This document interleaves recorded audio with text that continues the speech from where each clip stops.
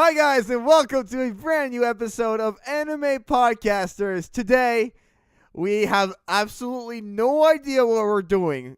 GoProkyo is with us though, so at least there's that. GoProkyo, how are you?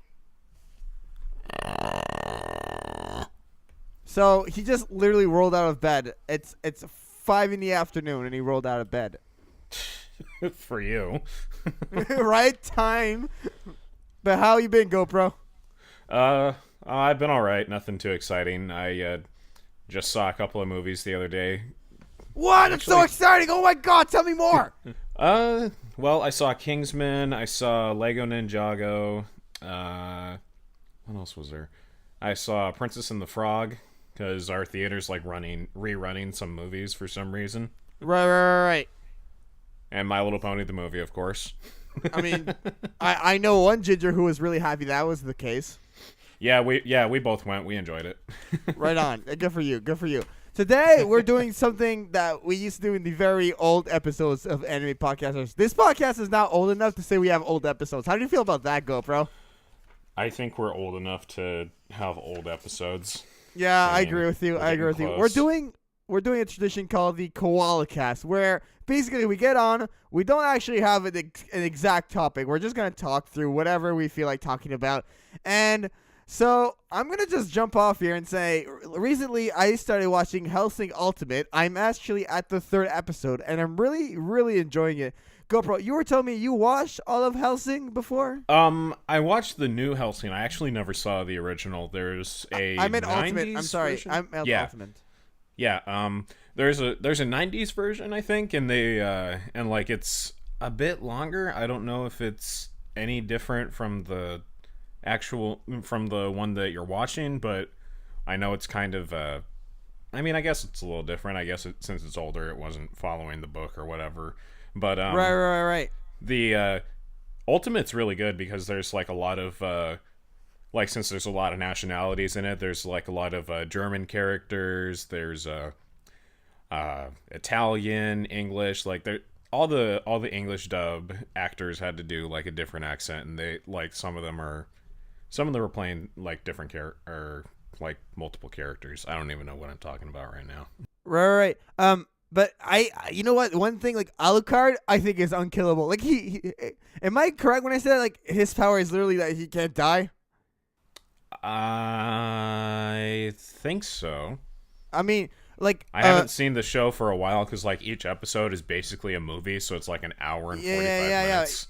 Yeah. Each episode is like a really hugely packed. It's like there was one episode he gets his head chopped off. He has all these blades through him. He gets shot like thousands upon thousands of times, and I'm like, okay. So Alucard was a 2-episode character. I thought he was the main character. And then it turns out, no. Yeah, you were wrong, Jaian. He's actually the main character. And that threw me off completely. Like, what do you think that's cool that he can just, like, basically, like, come back from any sort of damage he ever sustains? Yes, it is a really cool... I think that each time he regenerates differently. So, like, I think there's a different effect in each episode. Like, if he does take damage, like the damage is healed in a different way somehow. But right. Yeah, I mean, this is a guy I've always kind of wanted to see him in Death Battle. He like, would be a good character to have in Death Battle. Yeah. Huh? What? He would be a great character to have in Death Battle. Yeah. Definitely. Yeah, like if it was him versus Dante from Devil May Cry. Do you ever play those, or do you know what those are? I've heard. Definitely, I've heard. Okay, anybody who knows Devil May Cry, I think that this would be an amazing death battle, because technically both characters can't die. But I guess that's kind of a crutch against it, so like they would have trouble like finding a conclusion to that one. But I don't know, I think it'd be an interesting video to see, quite honestly.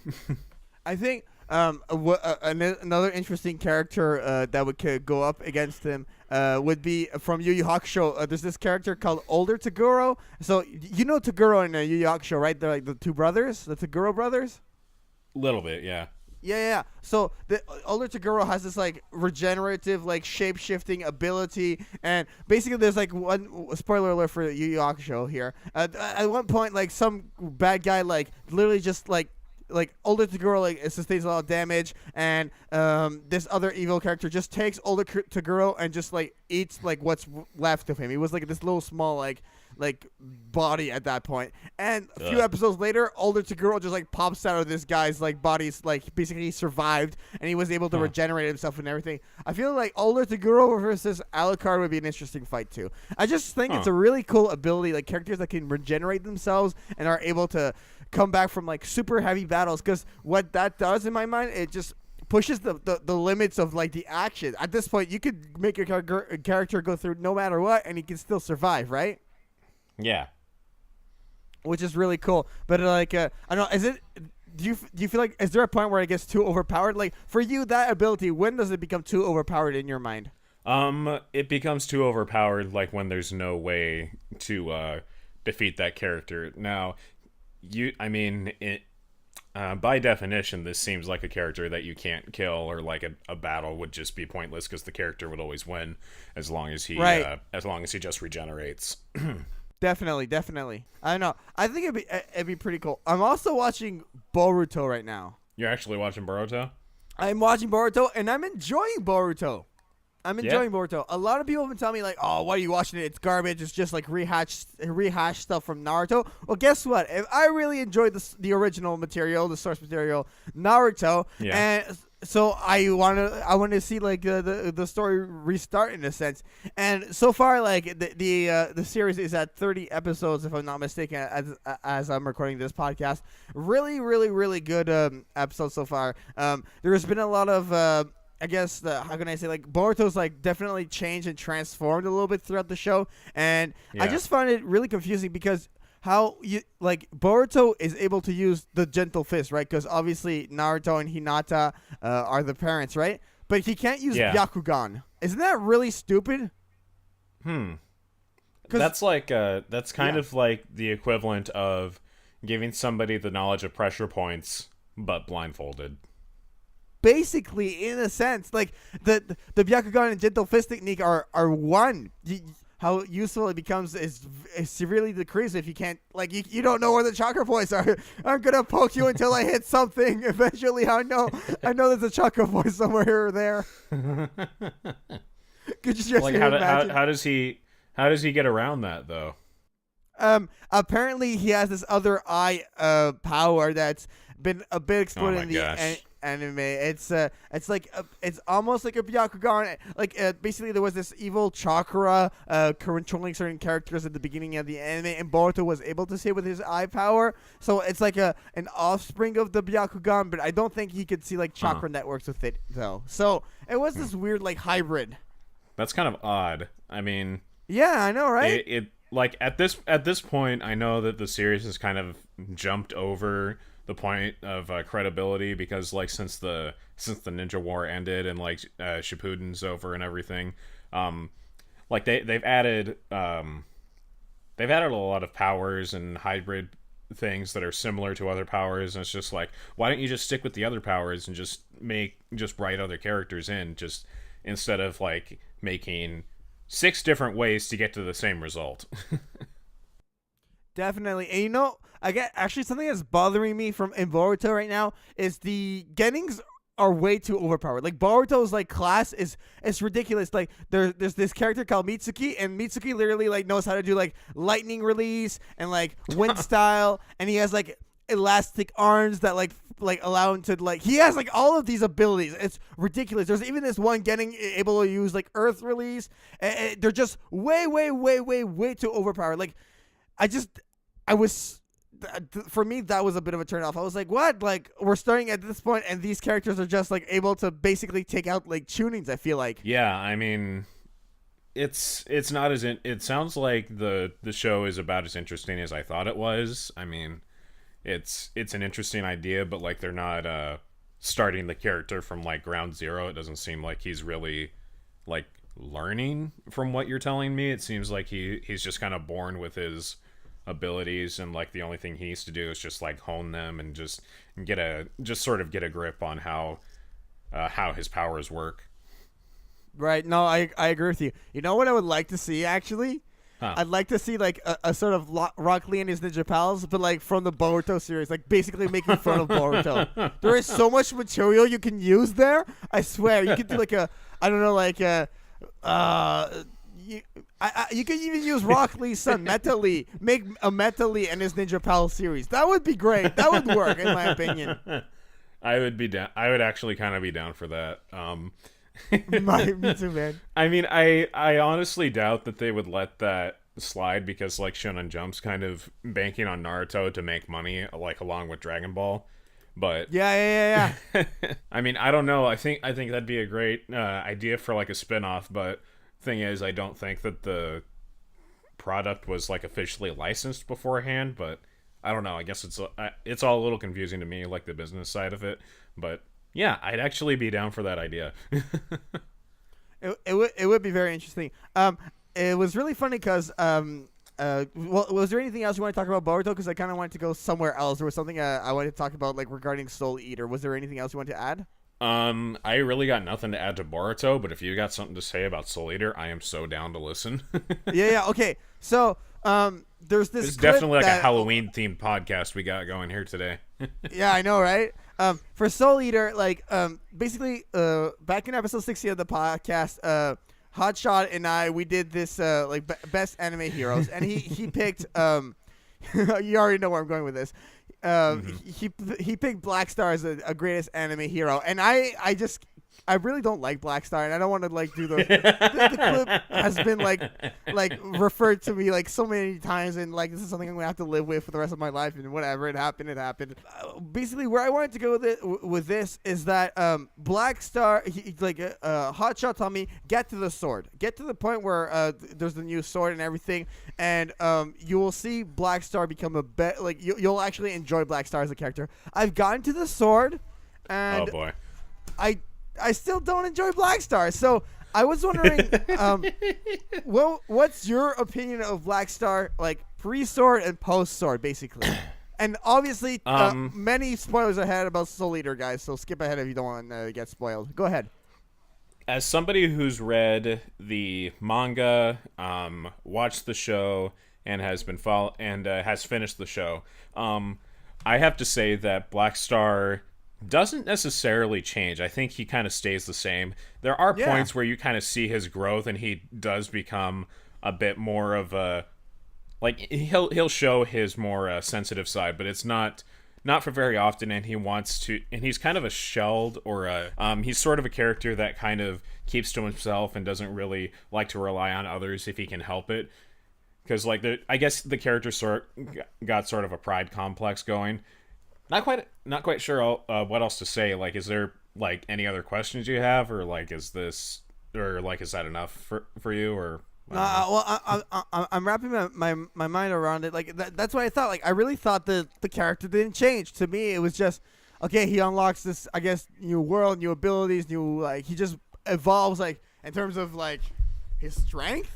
Yeah, like his power changes, but his like personality is the same, and like he doesn't really go through a journey or an arc as much as like the other characters do. Like Maka has like a character arc of like going from sort of the stick in the mud bookworm to like somebody who becomes more action oriented and does what she knows is right, and like so she kind of goes from a teacher's pet to like more of a model type of hero.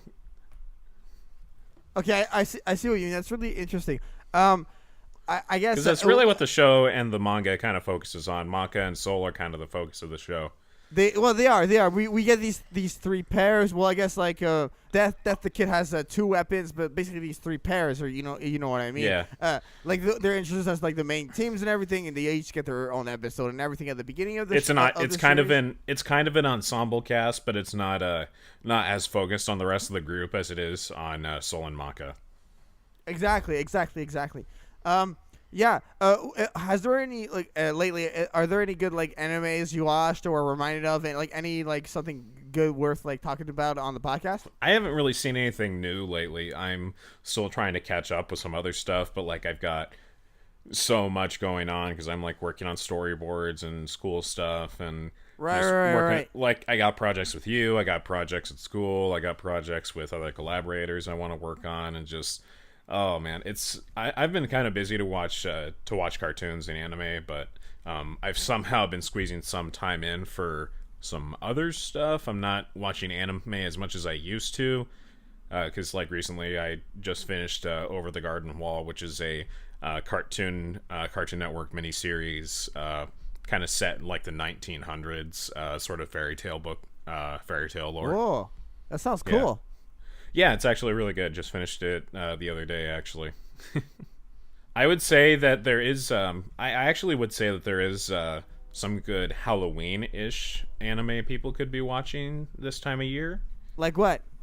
I would definitely say Hellsing and Soul Eater are very spoopy, as one would put it. Definitely, I would have to agree. Okay. Soul Eater is very Halloween oriented. You could watch it like any time of the year, but it's like got a nice atmosphere. It's got a very good it's got a very good color scheme that sort of makes you think, oh, it's got a Halloween vibe to it, and it really does. It really does shine through. It's a very good show to watch around Halloween. Or how do you feel about High School of the Dead being a Halloween anime? Would you agree with that? Because it's all zombies and everything. I guess so. I mean, if you're into that, then sure. Only if you're into it.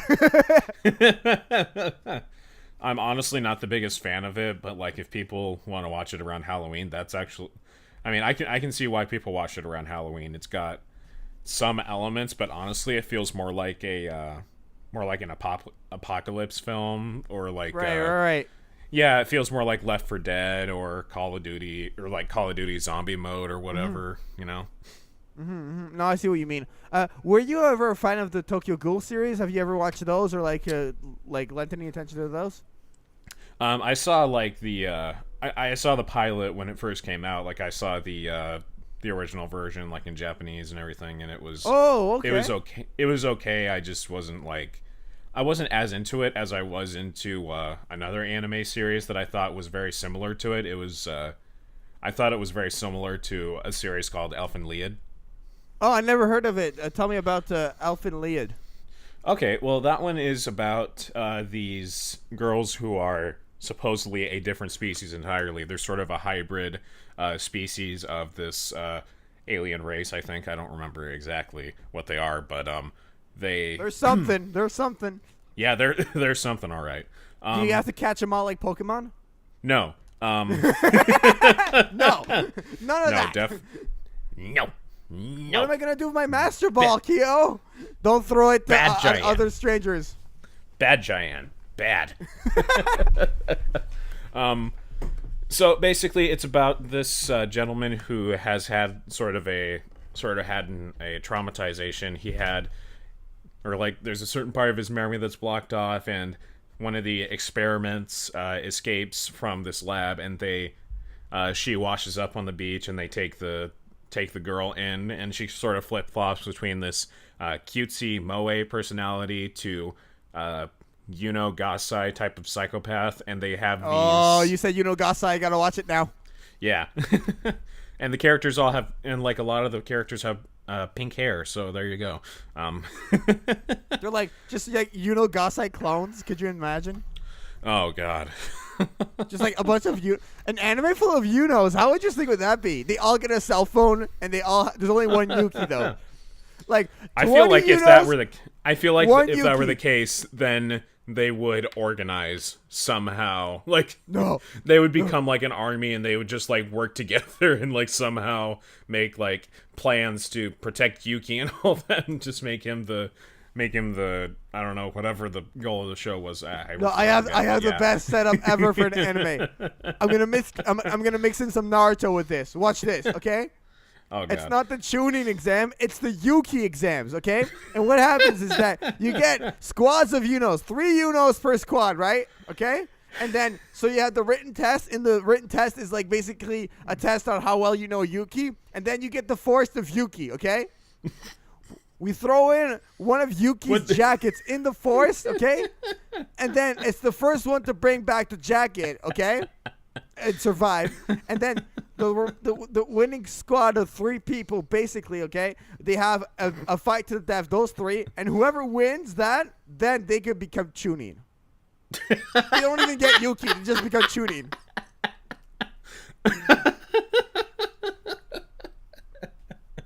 That's like the plot at the end of the anime. Like, congratulations, you win. They just hand him like the tuning vest and like a new leaf hat. Like, what do you mean? Like, what about Yuki? Like, oh, Yuki wasn't here. No, wrong anime. That's Future Diary.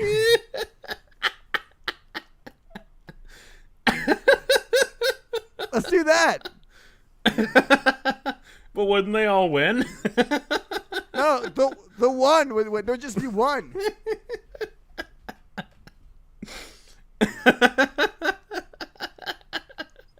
I think it's a good show. I would watch that.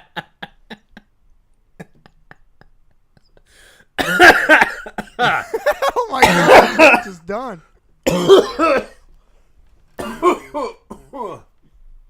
Oh god. Oh my god. That's the most you've ever laughed on the podcast.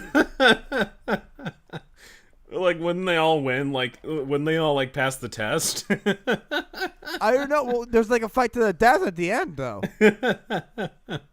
You get to pick your weapon. Like, do you want the axe? Do you want the darts? Do you want the kunai, the shuriken? Oh my god.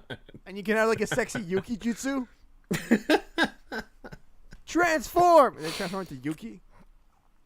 He's just like in a white towel. Oh, that's too much. That's too much. So yeah, Elfin Lee. It sounds like a nice show. Yeah.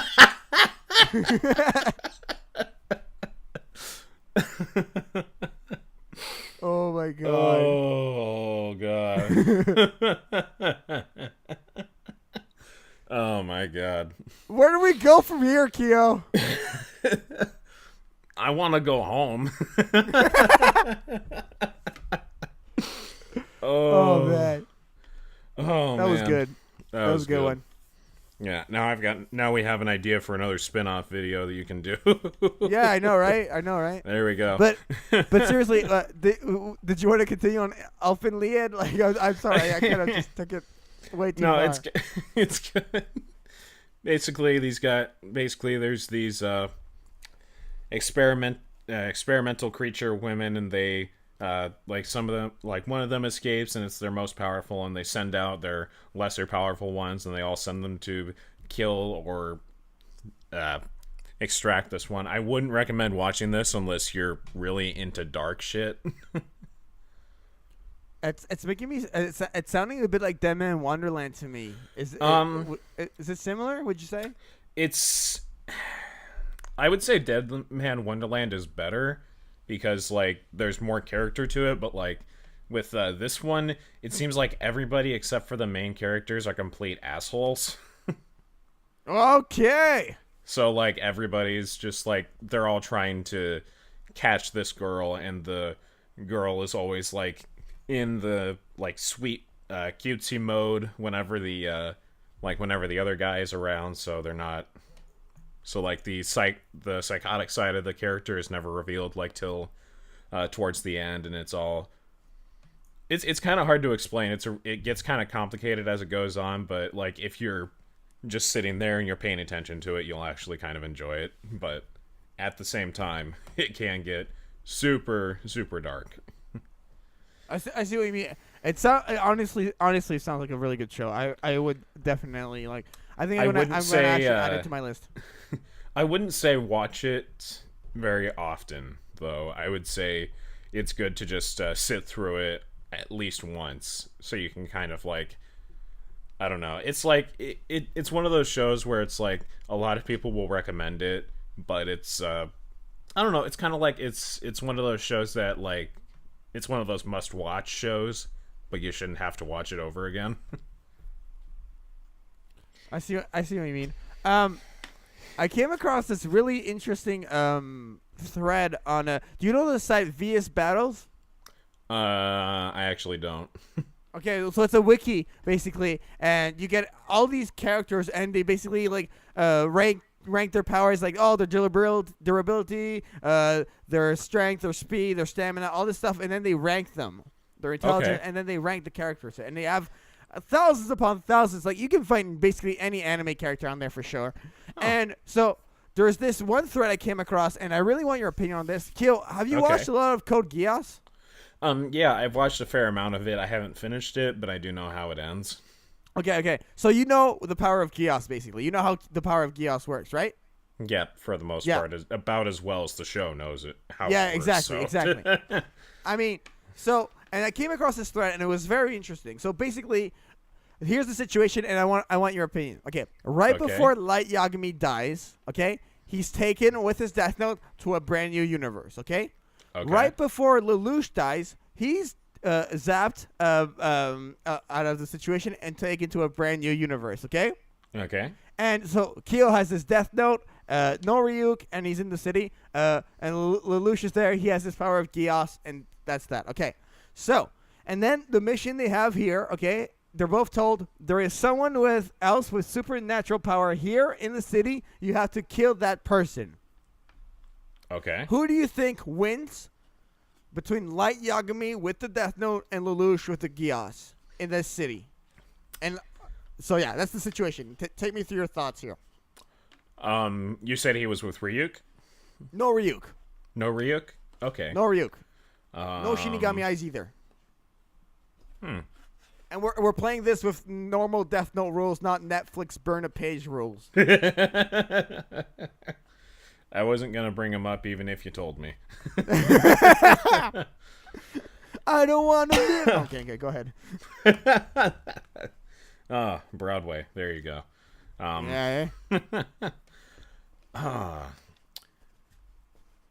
That's kind of a good question. It seems like it would be... I think the easiest way out would be just for Light to come up to the guy and just be like, what's your name? And then, like, it's practically over from there. Right. But, Geass, like, I mean, there's people in this city, there's resources. Lelouch can use his Geass and say to this person, like, oh, help me find, like, really, like, everything is possible here. This is a populated city. There is traffic. There are stores. There are people. Let's make it Tokyo, okay? Tokyo. Okay. So yeah, who do you think wins and why? Like, just take me like anything that comes to your mind. There's pretty much only so much that Lelouch can do. He can control somebody just the once. Yeah. So there's the possibility he could tell Light to write his own name in the Death Note. But how does that interaction work? Like, they see each other, and how do they know that the other is the one with the supernatural powers? Because they looked at each other with a star-crossed gaze across the debris. They saw love in each other's eyes. That's what happens. I honestly don't know. This seems like something that Death Battle would have to write out. I honestly have no idea. Let me change out the situation. Okay?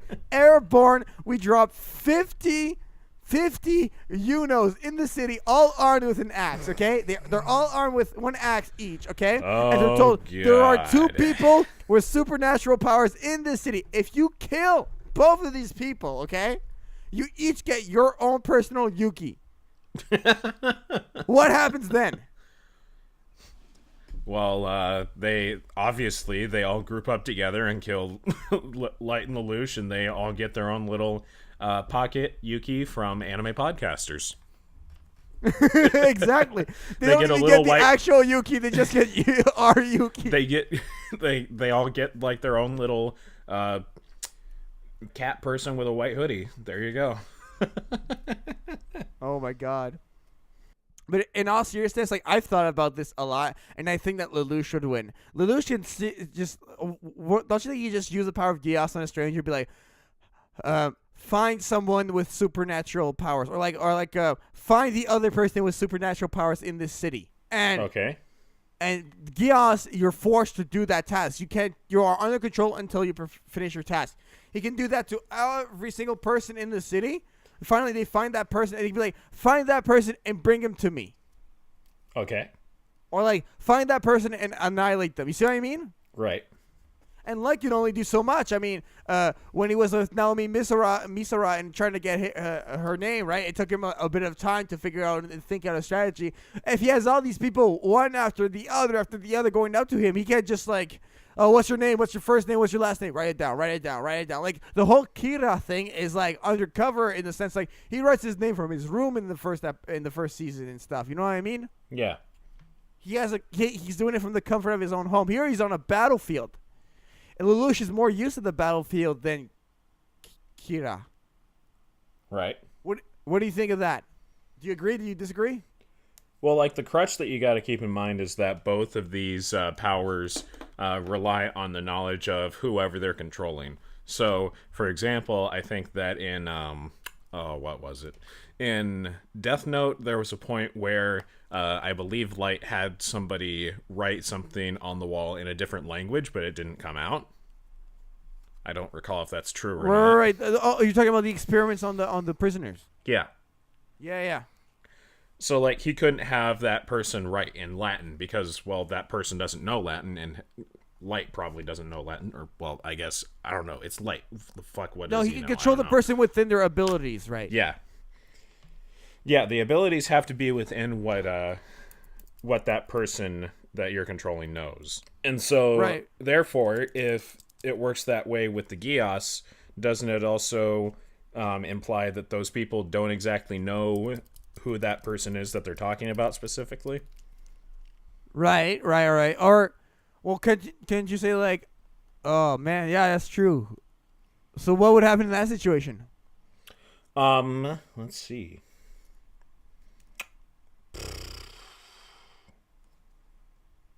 That sounds like a question for a very skilled writer, and I am not one of those writers. All right, are we leaving it at that? That's the most I can think of, but I think that that's an interesting idea for somebody to start off on. Fan fiction writers, go on, do your job. Fan fiction writers, go on, do your job. Or do the job that you think you have, but really don't have. Man, oh man. All right. Any other animes you wanted to talk about? Something that's been on your mind? I honestly have nothing, and I got to get going pretty soon here. So if you got anything else, I'm definitely willing to listen whatever you got.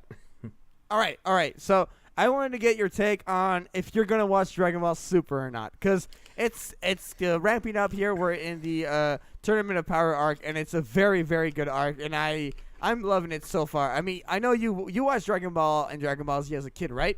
Yeah, I watched a little bit of it. I caught up with it when I was when I hit my 16s or my 16th, 17th years. Right. And so I kind of caught up with it. I kind of know exactly what I'm going into here. I don't remember every little bit, but I do know what happened in the shows. Yeah. Okay, so are you thinking of watching Dragon Ball Super or not? I'm kind of up in the air with Super. I don't know if I'm gonna watch it. I know that Funimation is finally releasing the dub relatively soon. I went to my Best Buy the other day and they had like the first few episodes of Dragon Ball Super on Blu-ray. They've been coming out. I mean, they're past Resurrection, like they're past the Frieza arc at this point. Oh yeah. Yeah, they're going fast. They're definitely going fast, and some really crazy stuff happened. Actually, I don't know if this is like. Can I tell you a little thing that happened in the show? It's not like super big spoilers. I suppose so. Okay. So you remember during the Frieza arc in Dragon Ball Z when they wished for every single living being to be sent back from Namek to planet Earth before it exploded, except for Goku and Frieza, right? Okay.